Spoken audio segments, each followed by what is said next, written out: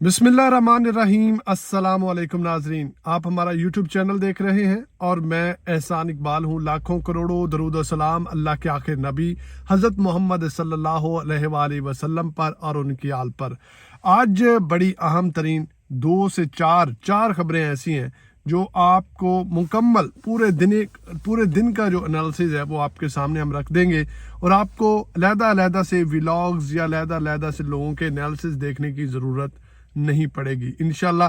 तो थोड़ा सा टाइम निकालिएगा और इस व्लॉग को ज़रूर देखिएगा। सबसे पहले हम बात करेंगे जो गज़ा फ़लस्तीन और इसराइल की जंग जारी है उसके हवाले से बात करेंगे कि उसके हवाले से क्या पेशरफ सामने आई है।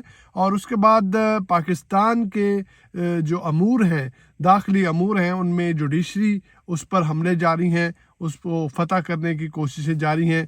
दूसरी तरफ अगर देखा जाए तो इमरान खान साहब ने एक दरख्वास्त दायर कर दी है कि उनके बेटों से जो बात करवाई गई है रिसेंटली, उसके हवाले से मज़ीद इमरान खान साहब ने एक दरख्वास्त जो खसूसी अदालत साइफर केस को देखेगी, उसमें एक दरख्वास्त इमरान खान साहब ने दायर कर रखी है। और फिर नवाज शरीफ साहब के ख़िलाफ़ तौहीन अदालत का बुलावा वो पहुंच चुका है। अब ये भी खबर बड़ी अहम तरीन है, ये आपने ज़रूर सुननी है। इंशाल्लाह हम व्लॉग में इसको ज़रूर डिस्कस करेंगे। और दूसरी तरफ बड़ी अफवाहें चल रही हैं कि पीटीआई और फजलुर रहमान वो गठजोड़ जो हो चुका है और इमरान खान साहब वो फजलुर रहमान के साथ इल्हाक करने जा रहे हैं। इस पर असद कैसर साहब ने कल इंटरव्यू दिया, उस पर भी आपको बता देंगे कि क्या मामलात हैं, क्या वाकई कोई डिस्कशन हो रही है या फिर सिर्फ और सिर्फ बातें ही चल रही हैं।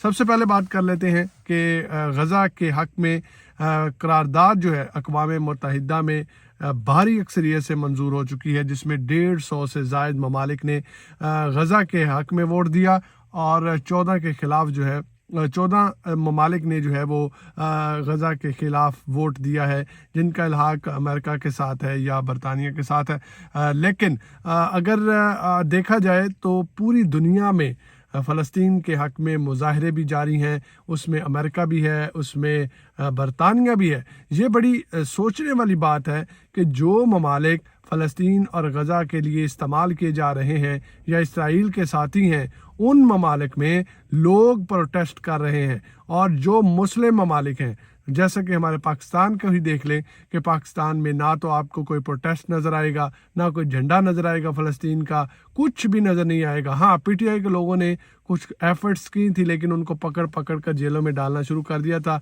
और पाबंदी लगा दी कि किसी किस्म का प्रोटेस्ट वो नहीं किया जा सकता। इधर बरतानिया में भी हम देखते हैं कि बहुत सी जगहों पे लोगों ने पोस्टर्स अवेजा कर रखे हैं, लोगों ने झंडे उठा रखे हैं, प्रोटेस्ट हो रहे हैं, कोई रोकने वाला नहीं है उनको। और गज़ा की जो सिचुएशन है उस पर बात की जा रही है। कल अक़वाम मुत्तहिदा में फ़लस्तीन के सफ़ीर ने जो दिल खराश वाक़यात डिस्कस किए, तकरीर की, तमाम लोगों ने, जितने भी शुरका थे अक़वाम मुत्तहिदा में ममालिक थे, उन्होंने उसको सराहा है। और इसराइल के सफ़ीर ने भी तकरीर की, लेकिन उस पर कोई क्लैपिंग नहीं हुई, कोई किस्म का उनके साथ इजहार उन राय जो थी उनकी उसके साथ इत्तफाक नहीं हुआ। लेकिन जैसे ही फ़लस्तीन के सफ़ीर ने तकरीर की तो सब लोगों ने उसे सराहा और क्लैपिंग करके उसका साथ दिया। उसके बाद अब पाकिस्तान की तरफ आ जाते हैं। पाकिस्तान की जुडिशरी पर हमले वो जारी हैं, जिसमें जस्टिस आमर फारूक साहब वो तो सबके सामने है कि किस तरह से वो नून लीग को रिलीफ दे रहे हैं और इमरान खान की दरख्वास्तें आने से पहले ही रिजेक्ट करते जा रहे हैं। तो उन पर उंगलियां उठना शुरू हो गई हैं कि ये एक यक तरफा वो इंसाफ दिया जा रहा है, यक तरफा मामला चल रहे हैं, इंसाफ की फराहमी नहीं है। एक तरफ जो तराजू का पलड़ा है वो नीचे है, दूसरी तरफ ऊपर है। तो जस्टिस आमिर फ़ारूक पर उंगलियां उठना शुरू हो गई हैं। दूसरी तरफ जस्टिस एजाजुल एहसन साहब और मुज़ाहिर अली नकवी हैं, उन पर वो थोड़ी सी मुश्किलात बढ़ती जा रही हैं। उन पर मामलात इसलिए वो उनकी तरफ मुश्किलात है क्योंकि उन्होंने जब खैबर पख्तूनख्वा के इलेक्शंस की डेट थी तो उन्होंने ये ख़त लिखा था कि इलेक्शन वो लेट हो रहे हैं। सुप्रीम कोर्ट को उन्होंने ख़त लिखा کہ الیکشن جو ہے وہ ان کو لیٹ کیا جا رہا ہے، آئین شکنی کی جا رہی، آئین کو پامال کیا جا رہا ہے۔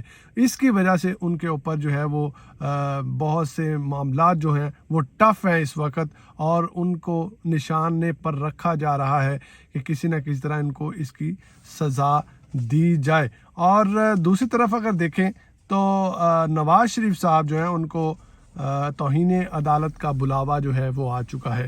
اب توہین عدالت کی کس بات کی، جب وہ تو پہلے ہی ڈیل کر کے آئے ہیں اور ان کو جو ہے وہ وزیر اعظم بنایا جائے گا، چوتھی دفعہ وزیر اعظم بنایا جائے گا، تو پھر توہین عدالت کا بلاوا کیسا؟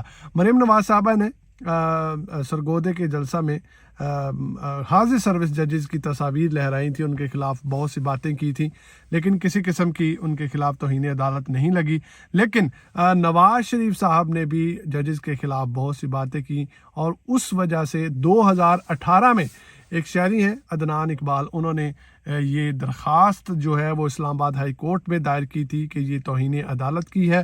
اس پر اب جو عامر فاروق صاحب ہیں، جسٹس عامر فاروق صاحب ہیں، وہ 15 تاریخ کو اس توہین عدالت کے اس کیس کو سنیں گے اور فیصلہ کریں گے۔ تو فیصلہ تو پہلے ہی آپ کے سامنے ہے کہ نواز شریف صاحب نے وزیر اعظم بننا ہے، تو ان کو گرین جھنڈی لہرائی جانی ہے اور وہ ختم کر دیں گے۔ اس کا کیا فیصلہ ہوگا کہ ججز کہہ سکتے ہیں کہ ایک شہری جو ہے وہ کس طرح یہ فیصلہ کر سکتا ہے یا دیکھ سکتا ہے کہ یہ توہین عدالت ہوئی ہے، بلکہ عدالت خود یہ فیصلہ کرے گی کہ اس کی توہین ہوئی ہے یا نہیں ہوئی۔ تو اس طرح سے یہ جو کیس ہے یہ بھی نپٹا دیا جائے گا، اور نواز شریف صاحب جو ہیں وہ اپنی منازل طے کرتے کرتے وزیر اعظم کی سیٹ تک جو ہے وہ پہنچ جائیں گے۔ اور اس کے علاوہ ایک اگلی جو خبر ہے کہ پی ٹی آئی کا فضل الرحمان کے ساتھ رابطے ہو رہے ہیں یا الحاق کرنے جا رہی ہے، یہ افواہیں ہیں۔ اسد قیصر صاحب نے اس کی تردید کر دی ہے۔ انہوں نے کہا ہے کہ پی ٹی آئی جو ہے وہ کسی قسم کا الحاق نہیں کر رہی۔ فضل الرحمان صاحب جو ہیں وہ ان کے سیاسی حریف ہیں، وہ ان کو ہرائیں گے اور پی ٹی آئی کا سیٹ جو ہے وہ اس کو اپنا جو پی ٹی آئی کا ممبر ہے ان کو اس سیٹ پر لے کر آئیں گے۔ اس کے علاوہ انہوں نے کہا کہ سیاسی جماعتوں کے رابطے کے حوالے سے اگر کہا جائے تو عمران خان صاحب کو اس کے حوالے سے آگاہ کر دیا ہے، لیکن اگر کسی بھی سیاسی جماعت سے ہمارا رابطہ ہوتا ہے تو ایجنڈا وہ ایک ہی ہے کہ صاف اور شفاف الیکشن جو ہیں وہ کروائے جائیں۔ جو بھی پارٹی ان کے ساتھ کھڑی ہوگی صاف اور شفاف الیکشن میں، تو ہو سکتا ہے کہ ہم ان کے ساتھ بات چیت کریں یا ان کے ساتھ گفتگو کریں۔ دوسری طرف ایک اور خبر لیتے چلیں، وہ ہے جی عمران خان صاحب کی جو ٹیم ہے اس میں تبدیلیاں آئی ہیں، اور اڈیالہ جیل میں 10 وکلا جو ہیں ان کو عمران خان سے ملاقات کی اجازت مل گئی ہے۔ وہ ہفتے میں ایک یا دو دن ہفتے میں عمران خان صاحب سے 10 وکلا جو ہے وہ ملاقات کر سکیں گے، اور اس میں پنجوتا صاحب جو ہیں وہ شامل نہیں ہیں۔ 10 اہم ترین وکلا جو ہیں اس میں شامل ہیں، اس میں لطیف خوسا صاحب بھی شامل ہیں۔ تو یہ تمام وکلا ہفتے میں 2 دن جو ہے وہ عمران خان صاحب سے اڈیالہ جیل میں ملاقات کر سکیں گے۔